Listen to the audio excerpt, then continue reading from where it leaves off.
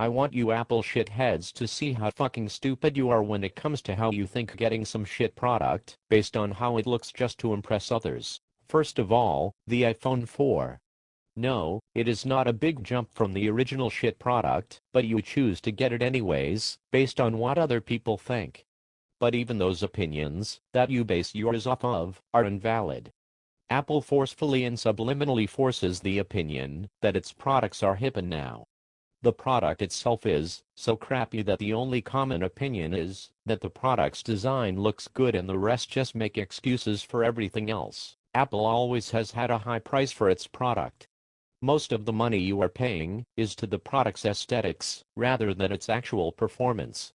We are in a society that bases its opinions and first impressions of both people and things by its looks, rather than anything else. Women already dedicate nearly half of their life effort in their own appearances. So an Apple product would suit them, seeing that it is only physically appealing. Products like the iPad show Apple's attempt at being original. They already had the iPhone released, but they still needed to absorb more money from the crowd of dumb fucks that already have Apple products. The intelligence of the typical Mac user is at a standard below preschool at this proximity. The user interface and the features have been so dumbed down so that the typical Mac user won't get intimidated. Usability at the cost of features seems to be Apple's get-go since the original Macs have come out.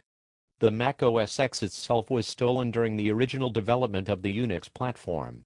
Since then, the original Unix platform has been applied to both practical and casual situations as seen in projects such as Ubuntu. While the stolen Unix platform has grown in a different direction as Apple intended it, the Mac OS X variant of the operating system has lost so much potential and features compared to the other variants of its platform. Apple's most recent attempt at stealing a development team's thunder is in the development of WebKit. WebKit is a development project for the viewing of web pages in the most efficient way possible, so that it may be used in both desktop and mobile hardware setups.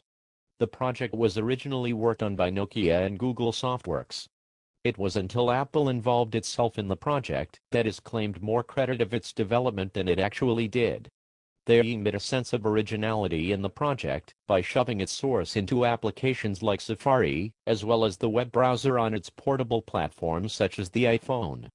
The product remained open source since its development, but the moment Apple had released it for the iPhone, they have been fighting to get the source code to be closed, just so that it may seem that much more exclusive. You dumb shit Apple users probably do not understand half of the things I'm saying right now. And I'm sure you already have a list of links or personal experiences to shove in my face in an attempt to prove me wrong. But I will tell you this now. I use Ubuntu. I have Windows installed for both casual and practical purposes. I have Ubuntu installed so I can develop software in a Unix environment.